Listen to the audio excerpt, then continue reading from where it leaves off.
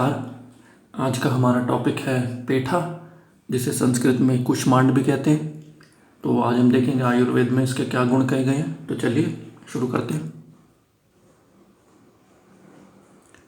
ये मधुर रस का होता है, मीठा होता है और ये ठंडा होता है। ये गुरु होता है, यानी पचने में भारी होता है। तो इस चीज़ को ध्यान में रखें। अगर आपकी पाचक अग्नि स्ट्रांग नहीं है, कमज़ोर है, तो आप पेठे को कम क्वांटिटी में खाइए। ये वात और पित्त रोगों को दूर करता है। शरीर में अगर गर्मी बढ़ी हुई है और पित्त के कारण कहीं से भी, जैसे नाक से ब्लीडिंग वगैरह हो रही है या लैट्रिन मार्ग से ब्लीडिंग हो रही है, तो उन सब कंडीशंस में ये आपको फ़ायदा करेगा। वायु संबंधी रोगों में भी अच्छा है। जैसे आपकी अगर स्किन ड्राई हो रही है, बाल रूखे हो रहे हैं, एड़ियाँ फट रही हैं, तो उन सब कंडीशंस में ये फ़ायदा करेगा। या जैसे कॉन्स्टिपेशन वगैरह है, कब्ज़ है, तो उन सब कंडीशंस में ये अच्छा है। लेकिन ये कफ को बढ़ाएगा, यानी अगर आपको नज़ला, ज़ुकाम, सर्दी, बलगम इस तरीके की समस्या है, तो फिर आप थोड़ा इसको कभी कभार ही खाइए या कम क्वांटिटी में आप खा सकते हैं। उसके बाद ये वीर्यवर्धक है, शुक्रजनक है, यानी ये स्पर्म काउंट को इंक्रीज करता है। ये पुष्टिकारक है, ये हमारे शरीर को पुष्टि देता है। और जिन लोगों का भी वज़न कम है, तो उनको ये एज अ टॉनिक ज़रूर खाना चाहिए। ये शरीर को ताकत देता है, बल बढ़ाता है। तो अगर आप कमज़ोरी महसूस करते हैं, वीकनेस महसूस करते हैं अपने डेली लाइफ के काम करने में, या चलते हैं आप, थकावट हो जाती है, तो उन सब कंडीशंस में बजाय कि आप कोई टॉनिक ढूंढ रहे हैं मार्केट में, आप सिंपल है, आप पेठा अपनी डाइट में इंक्लूड कीजिए किसी न किसी तरीके से। जैसे इसकी मिठाई भी बनती है, तो मिठाई वाले रूप में भी आप इसको खा सकते हैं। ये धातुओं को भी बढ़ाता है, यानी हमारे ये जितनी भी सप्त धातु है, रस, रक्त, मांस, मेद, उन सबको ये इंक्रीज करता है। आपके खून को भी बढ़ाएगा। आपके अगर मसल्स वीक है, आपके मसल्स को स्ट्रांग करेगा। आपकी हड्डियों को भी मजबूती देगा। और ये आपके हार्ट के लिए भी टॉनिक है। आपके हार्ट को, आपके हृदय को ये स्ट्रांग बनाता है।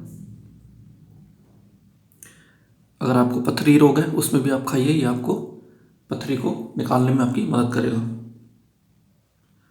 जो डायबिटीज़ के पेशेंट है, वो भी इसको खा सकते हैं। ये खून को भी साफ करता है। ये मलमूत्र में अगर कोई भी रुकावट है, उसको दूर करता है, यानी आसानी से आपको, जैसे अगर आपको कब्ज़ है तो उस कंडीशन में आप खा सकते हैं, या फिर अगर आपको पेशाब रुक रुक कर आता है तो भी आप खा सकते हैं। ये आपको उन सभी कंडीशंस में फ़ायदा करेगा। ये खाने में भी स्वाद लगता है, रुचिकर लगता है। अब निघंटु रत्नाकर कहते हैं कि जो पका पेठा है, उसके गुण जो है वो और अधिक होते हैं। जैसे जैसे पेठा पकता जाता है, उसके गुण बढ़ते जाते हैं।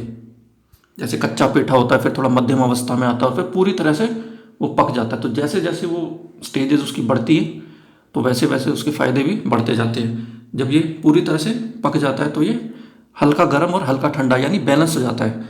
जैसे इससे अगर पूरा पका नहीं है, तो ये थोड़ा ठंडा होता है। लेकिन जैसे जैसे पूरी तरीके से ये विकसित होता है, बढ़ता है, तो इसमें बैलेंस आता है, ये हल्का गर्म भी हो जाता है,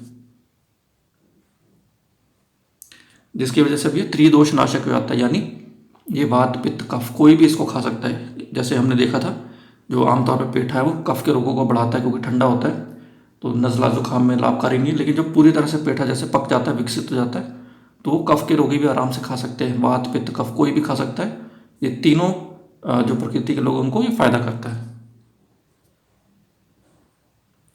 उसके बाद ये दीपन भी करता है, यानी अग्नि को बढ़ाता है, अग्नि को दीप्त करता है। और अब ये पचने में भी लघु हो जाता है, यानी हल्का हो जाता है। वैसे हमने देखा था पेठा पचने में भारी होता है, लेकिन जैसे जैसे ये पकता है, इसके गुण बढ़ते चले जाते हैं और ये पचने में भी हल्का हो जाता है, और अग्नि को भी, हमारी डाइजेस्टिफायर को भी बढ़ाता है। तो इसके गुण जो है वो बढ़ते ही चले जाते हैं। और फिर ये पथ्य हो जाता है। पथ्य यानी ऐसी चीज़ जो हम डेली अपनी रूटीन में खा सकते हैं, ये फ़ायदा ही करती है, कोई इसका नुकसान नहीं होता है। तो ये थी आज की जानकारी पेठे के बारे में। तो पेठा आप ज़रूर अपनी डाइट में इंक्लूड कीजिए, और कोशिश कीजिए कि जितना पका हुआ पेठा हो, उसके फ़ायदे भी उतने बढ़ते जाते हैं। और पेठा आप किसी भी रूप में खा सकते हैं, जैसे जो मिठाई वाला पेठा होता है वो भी आप इंक्लूड कर सकते हैं, और सब्ज़ी बना के भी खा सकते हैं पेठे की आप। तो किसी न किसी रूप में इसको आप कोशिश कीजिए अपनी डाइट में इंक्लूड करने के लिए।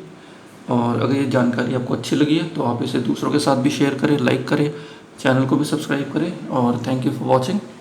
Until next video, take care, bye.